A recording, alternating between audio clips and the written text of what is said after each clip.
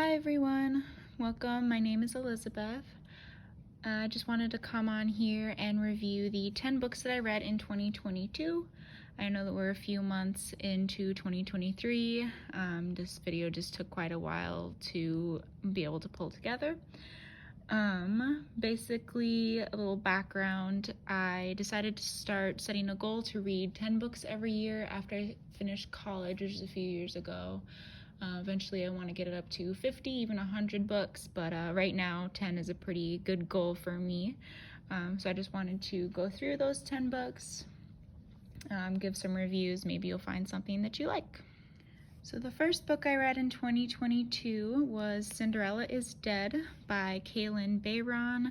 I'm sorry if I mispronounced that or if I mispronounce anyone's names in this. And I give this book a 5 out of 5 stars.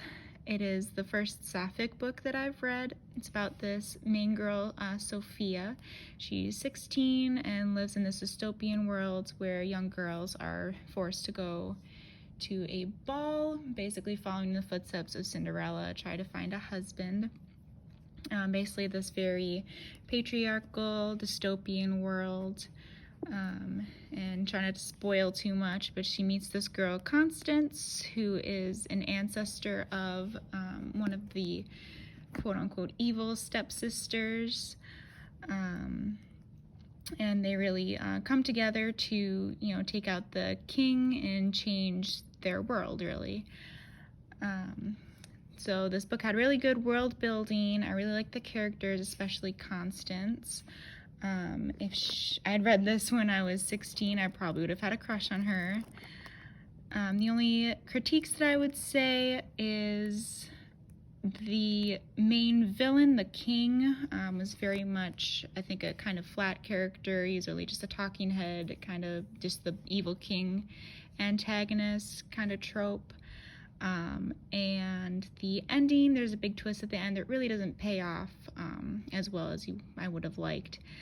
But those are really nitpicky. Like I said, I give this book 5 out of 5 stars, so a really good, strong start here. The second book I read, don't worry, I didn't read this whole thing. This is a collection of all of Jane Austen's novels. My best friend gave this to me for a Christmas present a couple years back. Look how beautiful this book is, first of all. It's got a bookmark, gold pages on the side there. And I did read just 2 of these this year. I'll talk about the first one right now, which I read, which was Sense and Sensibility.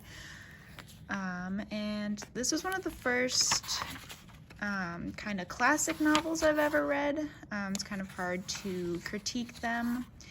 The main critique that I had was just that it was a little bit difficult to read.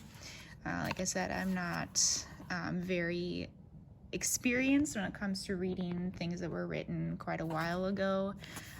I did really love all the Regency settings and characters, the gowns and all the romance. So 4 out of 5 stars, just because, like I said, it was a little bit difficult to get into the way that it was written, being written in the 1800s. So there's that one. We'll get back to it later. And Sense and Sensibility was, let me talk about that real quick. About these 3 sisters, typical Jane Austen novel, 3 sisters looking for love as they're growing up. They move to this estate and just start having all these romantic encounters and ventures with different men.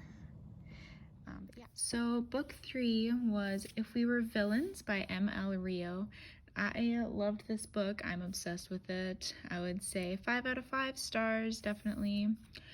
And basically the way I would describe this is the book version of If Dead Poets Society met I Know What You Did Last Summer, which I know sounds kind of weird, but if you've read it, you know what I'm talking about. The writing was beautiful. I love how it's set up. You can see like a play, so we have scenes, there's multiple acts, And some parts like this are set up like lines in a play. I really loved that. It's basically about a group of friends that are acting students. There's a death in their friend group, and it's just all this intrigue about how it happened, them convincing themselves they have nothing to do with it, and it's also told from the perspective of the main character after he's been in jail for, I believe, 10 years. And of course, on the onset, we don't know why he was in prison for 10 years.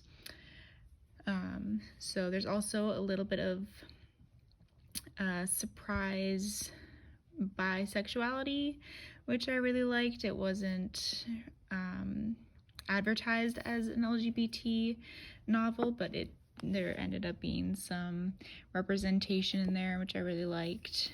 And this was a little bit more mature than I'd usually go, as you'll see, but definitely worth it. So there's that one. Okay, next book is A Good Girl's Guide to Murder by Hallie Jackson. Also 5 out of 5 stars. I also don't read a lot of murder mysteries, so I don't know if this is common, but one thing that I really liked about this was how much Pip used like modern technology. And this is also one of the first books that I started underlining, so if you don't like underlining in books, I'm sorry, please look away. And I just really liked the writing style. I love the characters. I loved some of the format, like this. We had pictures in here. Just super intriguing, really grabbed me. The only thing is that there is I believe, a 2-month time skip at the very end that I think kind of makes us miss some things, mainly with Pip's relationship with one of the other characters, Ravi, who I also really loved. And if you don't know what Good Girl's Guide to Murder is about, basically this high schooler, for her senior project, tries to shed some light on an old murder mystery that was a closed case for a while, and she just ends up going down this rabbit hole of intrigue. It gets very more serious. She goes a lot deeper than she was meaning to in the beginning. So, like I said, super intriguing, really exciting, and yeah, 5 out of 5 for that one as well. So for book 5, I brought back the Jane Austen tome, and this time I read Northanger Abbey. And Northanger Abbey, at first I wasn't as crazy about it as Sense and Sensibility, but it really did grow on me.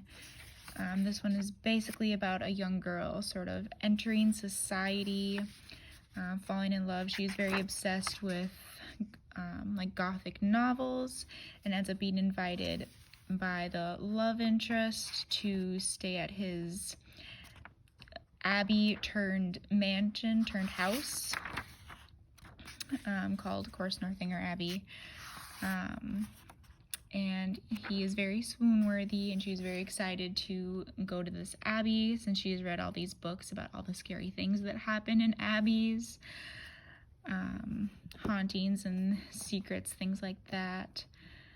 So yeah, I originally gave this 4 out of 5 stars. I think it would be 5 out of 5 for me now. I really liked the main character. She seemed very real, as did Henry, the love interest, and she's just very endearing to me.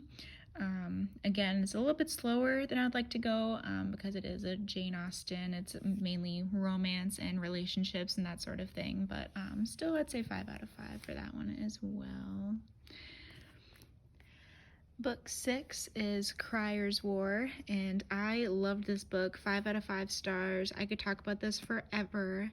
I loved the sapphic romance between, I think her name is pronounced Isla, and Crier. Completely obsessed with their relationship. Love them as characters. They're such deep, complex characters. I loved the amazing world building. I was completely hooked from beginning to end. As you can see, I did a lot more annotating in this one. You can put a sticky note in here when I need to write down all my thoughts. Again, just a lot of depth. There are some things in here about politics and, you know, the patriarchy, A lot of symbolism having to do with the LGBT community in real life. The writing was gorgeous, but yeah, I could go on and on. Again, 5 out of 5 stars for Criers War. Book 7 was So This Is Ever After by F.T. Lukens. And I'm sorry, I remember that I did not say who wrote Criers War. It was Nina Varela. But anyway, So This Is Ever After was a gay book. It was about this guy, Eric, and this one, Matt. I'm sorry if I pronounced his name wrong. I think it was Eric, something like that. But this is my first romance between two men that I've read. Again, it's a gorgeous hardcover book, and it had a really interesting premise. I'd give this one a 5 out of 5 stars as well, just because the premise was super interesting, and basically what happened, excuse my cat's tail, basically what happens after the bad guy is slain, and this idea that to be king, Eric needs to find a partner, being his best friend Matt, but they can't get out of the kind of friend zone. And the writing is hilarious. All the situations that they end up in are hilarious. So again, 5 out of 5 stars. I think the only critique I would have is that it does move a little bit slowly. Less of a plot-driven book and more character-driven, as there's really no bad guy since he has died in the beginning. So I personally didn't mind that, but I know some people would rather have more of a villain-driven plot. But yeah, there's that one. Next up is The Five, and this one was insanely interesting. I would give this 4 out of 5 stars. Basically, as the cover says, this is about the 5 victims of Jack the Ripper. And the premise is basically focusing more on them as people, what their lives were like, and debunking this myth that they were prostitutes. Quickly, it's by Hallie, Rubenhold. And this book, like I said, was incredibly fascinating. I was really surprised that it was a lot more about 1800s England than I assumed it would be about. So a lot in there just about society, excuse my cat again, and just what life was like then, especially for women. My only critique was that each of the chapters were quite long, so it was difficult to find good stopping places, difficult to see kind of how far in I was, if that makes sense, but pretty small critique. Like I said, super interesting and kind of a surprising find as a book that I really loved. So, all right, number 9 is The Midnight Girls by Alicia, Jasinska. And this is another sapphic one, just as good as Criers War in terms of the romance. This one was a lot more slow burn and angst. It was more of an enemies to lovers, more so than Criers War, because these two girls are each other's love interests. Marinka and Zosia. Again, sorry if I pronounce those wrong. They're literally rivals, literally monsters, in competition for the prince's heart. Literally, they're trying to take out his heart, and Zosia wants to eat it. Marinka wants to bring it to her mistress witch to have her eat it. So I really liked that it was from the perspective of the villains, basically, and there also wasn't really a redemption arc for either of them at the end. Slight spoiler alert, they're still monsters, they're still quite devious. But yeah, I was completely hooked the entire time again. Love the world building again, love the writing, and I love just the terrible angst and aching slow burn, and also just the design of these two amazing monsters, magical creatures, disguised as two girls. Just the premise was just so good. So yeah, 5 out of 5 stars for this one as well.